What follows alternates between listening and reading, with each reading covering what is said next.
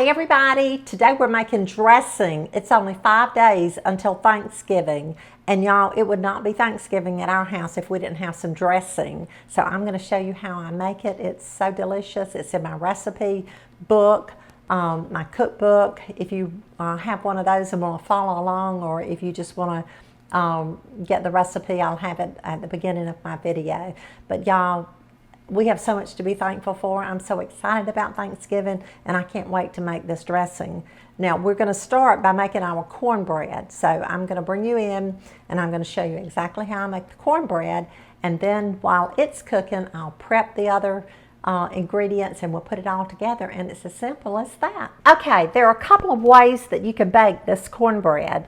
If you were baking in a cast iron skillet, you would heat your oven to 425 degrees. Preheat it, put some oil or shortening in your cast iron skillet, put it in the oven and let it get hot. But that creates a brown crust on the bottom of your cornbread.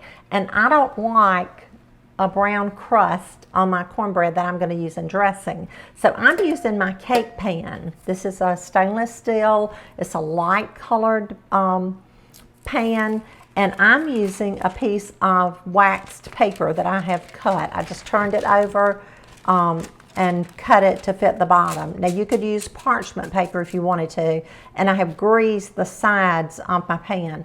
But again, the reason that I'm doing that is that I don't want the bottom of my cornbread to be really, really brown and crusty for my dressing. So I'm going to set that aside. The first thing that I'm using here, and this recipe can easily be doubled, I'm using 1 egg. To that, I'm adding 1 teaspoon of salt. 1 teaspoon of salt. To that, I'm adding 3 tablespoons of vegetable oil. 3 tablespoons of vegetable oil.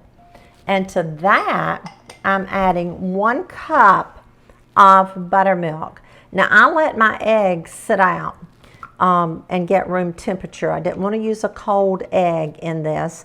But another way that you can bring your eggs to room temperature is just to run them under some warm water. Let them sit for about 4 or 5 minutes, and there you have it.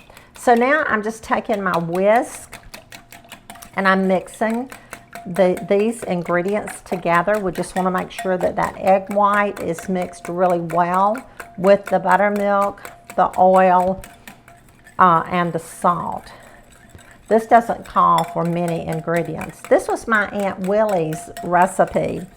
That's an old-fashioned name, isn't it? You think of it, sometimes it could be male or female name, but her name was Aunt Willie. I loved her dearly. So now we're going to add 1 cup of plain cornmeal. And today I'm using Arnett. I'm not advertising or getting paid, but this is white, fine ground cornmeal. So I'm just going to add 1 cup of cornmeal to the liquid mixture. I'm just stirring it around, getting all the lumps out. I remember my mother-in-law, when she would make cornbread in a skillet, she would call it a hoe cake. But anyway, it was just a real thin layer of cornbread that she made on top of her stove in her skillet. She would stir it to death. She would just stir and stir and stir. And lastly, we're going to add 1.5 teaspoons of baking powder. Now, I don't know why. I've told you this before when I've made it for you. I don't know why Aunt Willie added that last, but she did. So that's what I'm doing. So I'm just adding my baking powder to the cornbread mixture. And like I said, I've already said this, but I'm going to say it again. Some of you are going to be serving large numbers of people. You're going to have a large crowd. So you may want to double this. You may want to even triple it. So now I'm just going to pour my cornbread mixture into this pan. And just like that, friends, We have cornbread ready to go in the oven. And I'm not going to bake mine as fast, since I'm baking it in this different kind of pan. I'm going to set my oven, or I have set it, on 350 degrees. Like I said, if I was baking in a cast iron skillet, I would go at 425. But I've set mine on 350. So now this is ready to go in the oven, and when it gets done, I'll be back and I'll have my other ingredients prepped, and we'll put this dressing together in minutes. While our bread is baking, I have chopped 1.5 cups of celery. I have finely chopped this. And you can do this ahead of time. You can do it the day before if you want to. And I have 2 cups of chopped onions, and I'm just placing these in my skillet. When I do onions ahead of time and put them in the oven, Doug says, "Oh my goodness, Joyce, that refrigerator, the whole refrigerator smells like onions." You know, he's not an onion lover. He loves them, but he just can't tolerate them. So now I'm going to add 1/2 stick, which is 1/4 cup of butter. This is salted butter. And I'm not going to be adding extra salt to our dressing, but I'm going to take this over to the stove, and I'm going to go ahead and saute our onions and celery. Okay, our bread is done. I poured it out, or dumped it out on this rack so that it would cool.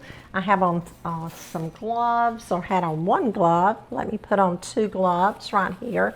So now we are ready to start mixing our dry ingredients together. So you can tell that this bread is going to be light on the bottom, and it's tearing up, which I want it to do, but I wanted you to see this. So I just pull the waxed paper off, and let me see if I can find a knife, because there's some bread left on this wax paper, and I want all of my cornbread in my dressing. So I'm just going to take this knife and just kind of rake this off, just like that. We don't want to waste any, and there's a good bit of cornbread left on the paper. But you can see that it did not get hard and brown and dark and crusty. And if I was just eating cornbread with vegetables, then I definitely would want my cornbread to be have a good crust on it. But for this purpose of making my dressing, I do not want it to be hard and crusty. So that's pretty good. And I'm going to throw this, throw that away. I sound like I'm playing the cymbals or something, don't I? So now I'm just taking my hands and I'm just breaking up my cornbread. That's why I've got on the gloves. This is still warm. It would be good with a slice. A slice would be good with some butter, wouldn't it? I know it would. Okay. So there we have that. Just like that, our cornbread is ready. Next, I'm going to add some saltine crackers to mine. That's what my mama's recipe called for. And this is about 3/4 of a sleeve of just plain old saltine crackers. And I just took my hands and I just crushed those up. And I'm just going to mix that around with my cornbread. Y'all, this is coming together really, really quickly. And next, I'm going to add some white bread. Now, we call this light bread at our house, but this is the Nature's Own. This is small loaf that I showed you the other day, and I used 8 slices, and I used my electric knife, y'all, and I just cut it in tiny, tiny pieces, and I just put it back in my little bag until I needed it. So now we're just mixing that together. So we have cornbread, we have crackers, and we have white bread. Now comes the good stuff. I'm using poultry season in my dressing. My recipe calls for 2 teaspoons, but today I'm using a heaping tablespoon. In fact, I emptied the little jar here. I'm going to have to buy some more. But I'm just pouring 1 heaping tablespoon of poultry season over my bread, over my dry ingredients. Now, I'm going to go ahead and add pepper. We're not going to tell Doug that we're adding pepper to this, but I'm just going to add some before I cook it. And you know, salt and pepper is to taste. So you can add salt and pepper at the table, but you certainly cannot take it out. So don't overdo it. And a lot of my other ingredients that I'm going to be using to make my dressing, it has sodium in it. So for that reason, I'm not adding any extra salt to my dressing. Okay, so there we have our dry ingredients, and now we're ready to work on our wet ingredients. So now we're ready to start adding our wet ingredients to our cornbread mixture. Today I'm using chicken broth. Now you could use chicken stock, you could boil your own chicken. I normally do that, but y'all, this year I'm just taking the easy way out. I'm just using this canned chicken broth, and there's 4 cups in this container that I'm pouring in right now. So I'm just going to pour it all. I'm going to need more, but I'm just going to pour this so that the bread can start soaking up the juice. So I'm just going to let that sit for just a minute. Let me stir that and see how that's looking. Now I need to go ahead and add some more. So I have another one. This is, let me tell you what it is. It's 32 ounces, which is 4 cups. So this makes a total of 8 cups of broth that I'll be using in this. And I'll just stop right there for right now, and we'll add more as we go. But I like to go ahead and add this because this bread is going to soak up this juice. You won't think so, but I promise you that it will. So now I'm going to set this aside, and I'm going to bring over this little bowl. I have 6 eggs in this bowl, 6 whole eggs. To that, I'm adding 1 stick of melted butter. Now, a tip here, do not add hot butter to your eggs. It will cook your eggs, and you'll have egg whites, cooked egg whites in your dressing. You don't want that, I promise you. I've made that mistake before. So now I'm just going to grab my electric hand mixer, and I'm going to mix the eggs and the butter.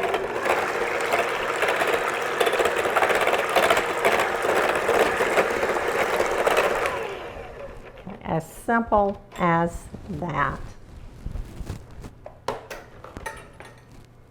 You know, everybody is so afraid of making dressing, or so many people are, but you don't have to be afraid of making dressing. Once you make it a time or two, it'll just become second nature, and you'll be able to make some of the best dressing that is served anywhere. And I see Doug coming around the corner, but he knows I'm still filming, so he's welcome to come on in, or he's welcome to find a seat somewhere else. He loves this dressing, don't you, baby? I do. He does. He said, I do. And y'all know what I'm going to do for him in just a minute. I'll be showing you in just a minute. So we've added our broth. We've added our eggs. And now, because I use the broth and not the stock, I'm going to add 2 heaping tablespoons of better than bouillon. Y'all, this has a lot of sodium in it. So therefore, another reason why I'm not adding sodium to my dressing. But this is a very good product. I love it in chicken and rice, in dumplings. When I'm making dumplings, it just gives that added flavor. And because I didn't cook my own chicken this year, and I didn't buy the stock, then I'm just adding this. So I'm just going to put a little bit of broth in here and kind of whisk this around before I add it to my mixture. I'm just mixing this around with this little whisk that I have here. And we're just going to dump it in. Just pour it in. Just like that. And y'all, I have a secret ingredient that I'm going to add in just a minute. We are just about there.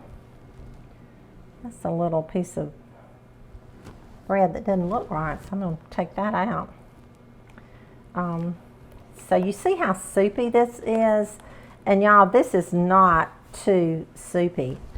You can add more broth before you bake it. I'm going to freeze mine because, like I said, it's 5 days until Thanksgiving. I wanted to pre-make it and get it in my freezer and also show you how to do it.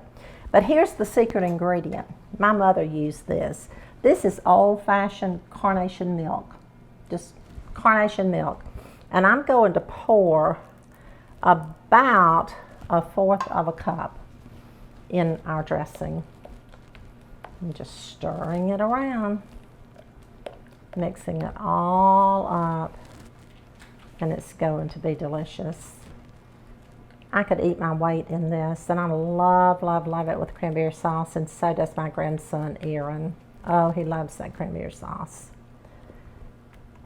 So, and there we have that. And y'all, the only thing that we need to add is our onions and our celery. But you know, my husband, he cannot tolerate onions. He loves them, but he cannot tolerate them. So I have this little bowl here with this little cup, and I'm going to take out some dressing. I'll take out, that's probably enough, because there probably will be others who might not care for onions as well. I know Sharon, our daughter, I don't think she cares for them either. So I'm going, this is ready to cover. I'll cover it with plastic wrap and then aluminum foil, and it's ready to go in the freezer. So now let me just set that aside, and I'll come back with my 9x13 baking dish, and I will add our onions and our celery. This is what makes it good to me. It just makes it so flavorful and so delicious. So we're going to just stir that around. Just like that. Now this is going to be good. It's times like this that I surely do miss my sweet mama. But I just treasure the memories, and I am so grateful that she taught me the things that she taught me. And one of the things that she taught me was how to make her dressing. And that I'm doing today and sharing with you. So now we're ready to put it in our dish. I'm just taking this cup here that I have, and I'm just dipping it just like that. Now it's going to be a perfect amount, I believe, for this dish. Let me just go ahead and pour it all in there. And there we have our dressing all ready to bake for Thanksgiving. Now you could put this in the oven and bake it right now, but I'm going to put mine in the freezer because I don't need it right now. I'll take it out and let it thaw in the refrigerator. And it takes a while for it to thaw. So I'm going to cook it Thursday on Thanksgiving. So I may take it out. I probably will take it out Tuesday night and just set it in the refrigerator and let it thaw. And y'all, that's it. That's how you make Thanksgiving dressing. Okay, friends, that's how we make dressing at our house. I hope you will try to make some this holiday season, Thanksgiving and Christmas, if you haven't made it before. I hope you'll share this recipe because a lot of people don't know where to start. And this is such an easy way to make it, especially when you use the canned or boxed chicken broth or chicken stock. So it's going to be delicious, and I can't wait. My family's going to be excited, and I'm excited to share with them. Hope you have a blessed day, and I will see you again really, really soon.